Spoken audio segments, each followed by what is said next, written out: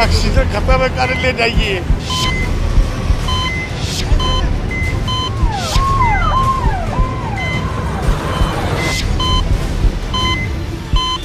Mummy को oxygen की ज़रूरत है, कहीं बेड नहीं मिला, ऑक्सीजन नहीं मिल रही कहीं पर।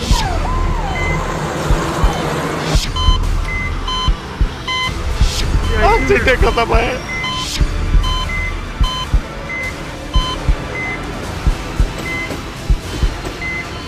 तो आप ऑक्सीजन की व्यवस्था करिए, हमारे पास ऑक्सीजन नहीं है।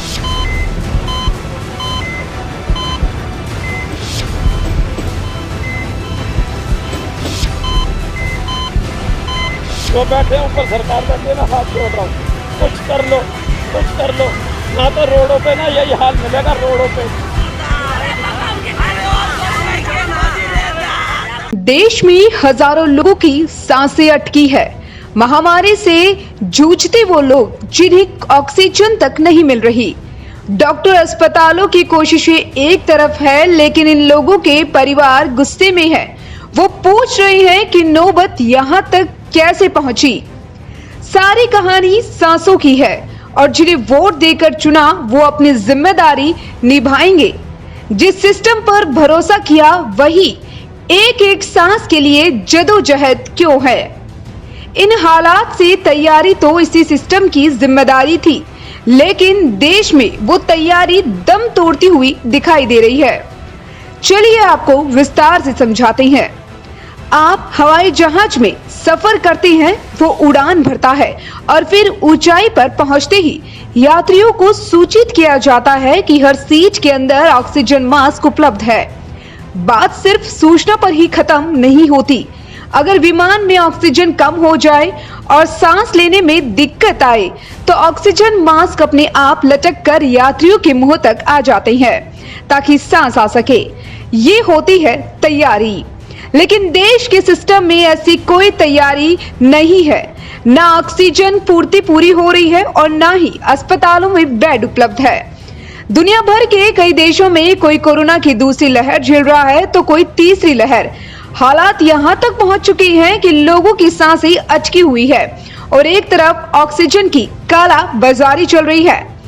गौरतलब है कि इसके पहले पूरे वित्त वर्ष 2019-20 के दौरान भारत ने करीब 4,514 करोड़ रुपए के ऑक्सीजन का ही निर्यात किया था।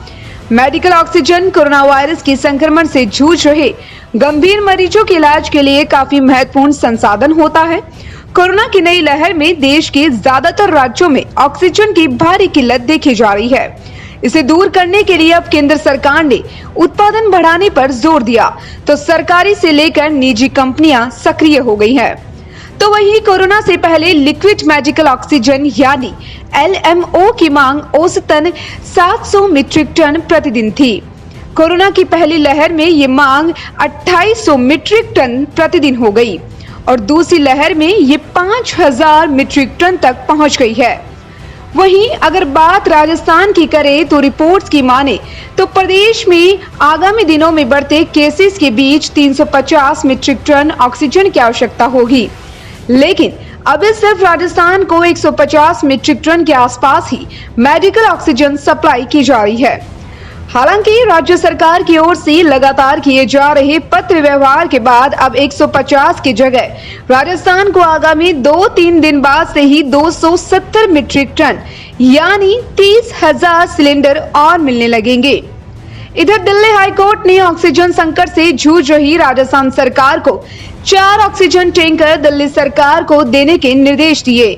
ऐसे में इस आदेश को लेकर आवाला अफसर चिंता में है। तो देखा आपने किस तरह से लोग अपनी सांसों से लड़ रहे हैं। एक तरफ कोरोना महामारी और दूसरी ओर ये ऑक्सीजन की कमी।